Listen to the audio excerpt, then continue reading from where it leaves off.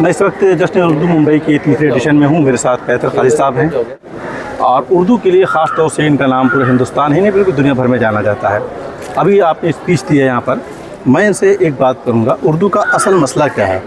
कई तरह के मसले बयान किए जाते हैं, आपके सामने सबसे बड़ा मसला क्या है? इसको डेवलपमेंट को लेकर के, इसके रस्मुल ख़त को लेकर के क्या जो बहसें चल रही हैं? कुछ लोग कह रहे हैं कि अभी बहुत जल्द हिंदुस्तान में बोली में तब्दील हो जाएगी, इस तरह की बातें कही जा रही हैं। तो आपने इतनी देर तक काम करते हुए क्या समझा है? उर्दू का असल मसला इसकी जड़ों का कटना है। कोई ज़ुबान ज़िंदा कैसे रहती है और आगे कैसे बढ़ती है जी। ज़ुबान की परवरिश और पर्दात घरों में होती है। एक ज़माना था जबकि फ़ारसी कल्चर की ज़ुबान समझी जाती थी, कोर्ट की ज़ुबान समझी जाती थी, फ़ारसी लोग सीखते थे। धीरे धीरे उसकी जगह उर्दू ने ले ली, उर्दू कोर्ट लैंग्वेज हो गई, उर्दू लोग सीखने लगे, सरकारी कामकाज उर्दू में होता था। अब वक्त बदला है और धीरे धीरे यही मर्तबा अंग्रेज़ी ज़ुबान को हो गया है। अंग्रेज़ी कारोबार की ज़ुबान है, इसमें कोई शक नहीं है जी। लेकिन आपकी जो भी मादरी ज़ुबान है, चाहे वो हिंदी हो, चाहे उर्दू हो, चाहे वो मराठी हो, पंजाबी हो, गुजराती, जो भी हो, वो आपके कल्चर की ज़ुबान है जी। आपको कारोबार तो करना है क्योंकि इस दुनिया में आपको ज़िंदा रहना है, यहीं पैसे कमाने हैं, यहीं अपनी ज़रूरियात को पूरा करना है। लेकिन तहज़ीब के बिना इंसान नहीं है, वो हैवान है जी। तहज़ीब उसकी शनाख्त है, कल्चर उसकी शनाख्त है।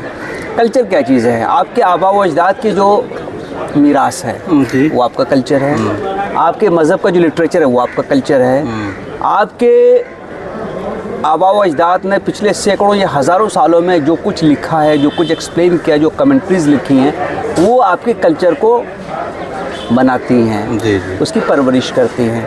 अगर हम ज़ुबान से कटते हैं तो ना सिर्फ कि हम उस कल्चर से कट रहे हैं बल्कि हम एक हिसाब से रूटलेस होते जा रहे हैं। तो घरों में अपनी ज़ुबान बोली जानी चाहिए जी। आप अगर हिंदी बोलने वाले हैं तो आप हिंदी बोलिए घरों में, और हिंदी को बोलने को या उर्दू को बोलने को या कोई और इलाक़ाई ज़ुबान को बोलने को मायूब ना समझें। अंग्रेज़ी बोलना आपके ज़िंदगी में बहुत बड़े होने की निशानी कतई नहीं हो सकता है, क्योंकि कोई ज़ुबान सीखना एक आपकी एडिशनल अचीवमेंट है, लेकिन अपना पैर हाथ काट लेना कोई अक्लमंदी का काम नहीं है। हम जब महाराष्ट्र में आते हैं तो यहाँ उर्दू की बात होती है और उर्दू के पढ़ने पढ़ाने का माहौल है, स्कूल है। हम जब दिल्ली उत्तर प्रदेश की तरफ देखते हैं तो बहुत मायूसकुन सूरत हाल नज़र आती है, मतलब तालीम के लेवल से लेकर के अगर देखें तो। इसलिए जो उस तरफ की जो बहस है वो महाराष्ट्र में बहस नहीं होती। महाराष्ट्र में अलग तरह की बहस होती है, आप लोग जश्न कर रहे हैं, उसके दुश्वारियाँ आसानियाँ आपने बताई हैं क्या हैं, लेकिन उसके बावजूद आप लोग इस तरह के डेवलपमेंट के काम उर्दू के लिए कर रहे हैं। वहाँ इस तरह की चीज़ें बहुत मुश्किल होती चली जा रही हैं। मैं समझता हूँ कि ज़ुबान को किसी मज़हब से जोड़ना एक बड़ा अलमिया है। ठीक है। उर्दू किसी मज़हब की, किसी कबीले की, किसी इलाके की ज़ुबान है ही नहीं। अगर ये बात होता था जो अमेरिका में, कनाडा में, लंदन में, नॉर्वे में, जर्मनी में, यहाँ तक के CIS जो कंट्रीज़ हैं, अज़रबैजान, कज़ाकिस्तान, वहाँ पे उर्दू ना पढ़ाई जाती, जापान ना पढ़ाई जाती, ना बोली जाती, ना उसके मुशायरे प्रोग्राम होते हैं। तो हमको ज़ुबान को कल्चर के हवाले से देखना चाहिए, ना कि मज़हब के हवाले से।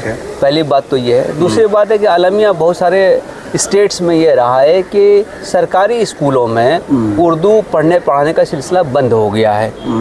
लेकिन अगरचे स्कूल में पढ़ाने का सिलसिला बंद हो जाए, लेकिन आप घरों पे तो पढ़ ही सकते हैं, पढ़ा ही सकते हैं। अच्छा, उर्दू के साथ एक एडवांटेज है कि चूँकि मुसलमानों का जो मजहबी लिटरेचर है हिंदुस्तान में, तो उसका 95% जो है वो उर्दू में ही है जी। तो आपको अगर अपने मज़हब को समझना है तो आपको उर्दू आनी ही चाहिए, उसके सिवा आप अपने मज़हब को नहीं समझ सकते हैं। यही चीज़ जिन लोगों का मजहबी असासा संस्कृत में है या पाली में है, उन पर भी लागू होता है। उनको भी वो ज़ुबानें सीखनी पड़ेंगी, तभी जाकर आप चीज़ों को समझ पाएंगे।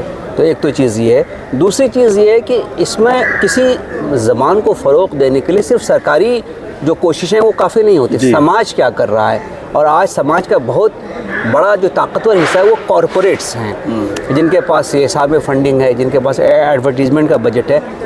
जैसे हमने कोशिश की और हिंदुस्तान में सिलसिला हम लोगों ने शुरू किया कि हम कॉरपोरेट को उर्दू में लेके आएँ, और अल्लाह का शुक्र है कि वो आते हैं और हमें कहते हैं कि आप हमारे प्रोग्राम को आके देखो, आप अपनी फैमिली बच्चों के साथ आओ और देखो उसको। एक चीज़ आपने बड़ी अहम कही कि हम शायद समझा नहीं पाते कॉरपोरेट को कि अपनी बात को, इसलिए वहाँ से कॉर्पोरेट फंडिंग उर्दू को आम तौर पर नहीं मिल पाती। आपने कोशिश की, रेख्ता कोशिश करता है और लोग भी कोशिश करते हैं, जश्न अदब करता है, वो आ जाती हैं। तो इसकी कोई ट्रेनिंग की भी ज़रूरत आप महसूस करते हैं? बहुत सारे लोग प्रोग्राम करते हैं, उनको किस तरह से ट्रेन किया जाए कि वो उन लोगों तक पहुंच पाएँ? कहीं ना कहीं उनके एहसास कमतरी रहती है कि नहीं हम जाएंगे तो क्या कहेंगे, हम क्या गज़ल के लिए, क्या मुशायरे के लिए कैसे हम मांगेंगे। तो कुछ इस तरह की भी कोई चीज़ आपको समझ में आती है? जश्न अदब का भी मैं फाउंडिंग मेंबर हूँ, बहुत ज़माने तो उसका मैं सदर भी था। हाँ, और अभी मैं उसका पैट्रॉन हूँ, तो वो भी हमारी तंजीम है। जी। बुनियादी दुश्वारी है कि हमारे खुद के एहसास कमतरी एक, और दूसरी बड़ी बात है कि देखिए अकाउंटेबिलिटी बहुत इंपॉर्टेंट है। आपको कोई फंड करेगा तो आप अकाउंटेबल होंगे। तो क्या अब समझिए कि बहुत बुनियादी चीज़ है कि अगर आप CSR का बजट लेना चाहते हैं तो क्या आप 12A और ATG में रजिस्टर्ड है, आपको एग्जाम्शन मिला हुआ है? लोग एग्जाम्शन पूछते हैं जी। ज़्यादातर लोग जो उर्दू में काम करते हैं उनको इनका अलिफ बे मालूम नहीं है। बिल्कुल सही कहा आपने। तो एक तो ये, दूसरी बात कि वो खुद एतमादी, वो कहते 3 साल का रिटर्न दिखाओ भाई। अब आपने तो रजिस्टर ही नहीं किया है तंजीम को, तो रिटर्न कहाँ से लाइएगा? अब वो सोसाइटी में रजिस्टर करना है कि ट्रस्ट में रजिस्टर करना, आपको कैसी तंजीम बनानी है, उसके मेम्बरान कौन होंगे, उसकी फ़ंडिंग क्या होगी, उन तमाम चीज़ों पे गौर करना पड़ेगा। और मुझे लगता है कि एक बड़ी अलमिया की चीज़ है जिसको मैं आपके चैनल के ज़रिए लोगों से शेयर करना चाहता हूँ कि हमको जब तक मेरा मकसद बड़ा और हम छोटे ये एहसास नहीं होगा तब तक वो मकसद आगे नहीं बढ़ेगा। अब आप यहाँ देखिए, हमारी जश्न अदब में पासबान अदब में आइए, कहीं हमारी तस्वीर नहीं मिलेगी, हमारा फ़ोटो नहीं मिलेगा, नाम नहीं मिलेगा। अगर हम शायर के हिस्से से पढ़ रहे हैं तो अल्फ़ाबेटिकली जहाँ पे Q आएगा वहाँ पे मेरा नाम होगा। तो क्या होता है कि बहुत सारे लोग जो उर्दू की खिदमत का दावा करते हैं वो बुनियादी तौर से उस प्लेटफॉर्म को अपने ज़ाती मकसद के इस्तेमाल करते हैं। एक मुशायरा रख लेंगे, उसके पीछे उनका कोई सियासी मकसद या समाजी मकसद होगा, अपनी बड़ी बड़ी फ़ोटो लगाएंगे और शायर की छोटी सी फ़ोटो होगी और एक स्टेज होगा जिसमें ये फिलर होगा और बाकी चीज़ें अपनी वाहवाही होगी। तो जब तक हम इस ढंग से काम करेंगे हम एतबार हासिल नहीं कर पाएंगे। आप कॉर्पोरेट में जाएंगे, आप क्या दिखाएंगे? अपनी फ़ोटो। आपकी क्रेडिबिलिटी क्या है? तो आपको ये दिखाना पड़ेगा कि आपने जो उससे फ़ंड लिया है उस फ़ंड को आपने कहाँ इस्तेमाल किया है और उसकी अकाउंट हुई, ऑडिट हुई, आपने रिटर्न जमा किया कि नहीं किया। तो उर्दू वालों को तो मुझे लगता है बहुत ज़्यादा सीखने की ज़रूरत है कि आप किसी जगह से फंडिंग लेना चाहते हैं तो उसकी शराइत क्या है, अकाउंटिंग क्या है, ऑडिट क्या है, वो जानना पड़ेगा आपको। आपको अपने बैनर तले मेरा ख्याल है ऐसे जो तंजीमें हैं जो काम करती हैं उनकी ट्रेनिंग तो का प्रोग्राम भी करना चाहिए कि वो किस तरह से अपने आप को तैयार करें और पहुंच करके, ताकि वो रोना मंद भी होगा, उनको पास फंड भी आएगा उस तरह से। अब आप देखिए कि जैसे उर्दू चैनल है, अगर कोई आदमी इसको ऐसे भी दे सकता है कि वो हमारा राइवल है ना। हाँ। जो प्रोग्राम्स हमने शुरू किए वो प्रोग्राम ये कर रहे हैं, हमने मरसिया खानी शुरू किया, इस बार इन्होंने शुरू किया जी। तो पैरेलल चल रहे हैं। जी, लेकिन आप देखिए कि मेरी शिरकत इसमें है और हर चीज़ में हर ढंग से है। तो क्यों? मैं इस बात को मानता हूँ कि एक आदमी तो शायद 0.001% भी काम नहीं कर सकता है। सही बात। 50,000 तंजीमें ऐसी बन जाएंगी तभी छोटा ही काम हो पाएगा। तो हमको एक दूसरे को प्रमोट करना चाहिए, एक दूसरे से सीखना चाहिए।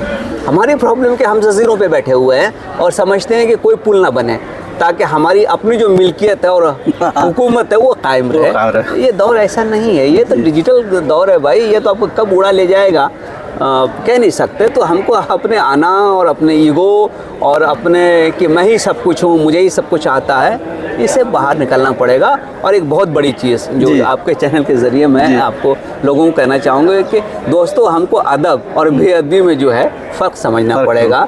वो तमाम लोग जिनको अदब नहीं आता, चाहे शायर के तौर पे समाज में चल रहे हो, अदीब के तौर पे चल रहे हो, उनको कहना पड़ेगा भाई नया लिखो कुछ, ओरिजिनल लिखो कुछ। ये जो तुम सुनाते आ रहे हो 20-25 साल से, इसमें कोई दम नहीं। ये नस्र लिख रहे हो, शायरी लिखो ना, ज़रा कलेजा अपना चाहक करो, जरा खूने जिगर सर्व करो, जरा सोचो। जी। पैसा कमाना अगर तुम्हारा मकसद है, गाना सुनाना तुम्हारा मकसद है और ड्रामा करना तुम्हारा मकसद है, तो उस कंपनी में जाओ ना। अदब के लिए अगर आए हो तो भाई अदब लिखो, अदब तहरीर करो। आप फ़ोटो देखिए कितने लोगों की लगी हुई है, ये कौन लोग हैं? ये वो मरने के बाद भी जो अमर रहने वाले लोग हैं, इनकी तस्वीर है। जी। इसमें से आपको कितने मुशायरेबाज शायर नज़र आ रहे हैं? जी। क्यों नहीं आ रहे हैं? क्योंकि अदब में दम नहीं है। जिस दिन उनकी वफ़ात हो जाएगी उनका अदब उनके साथ दफन हो जाएगा। बहुत बहुत शुक्रिया। Thank you.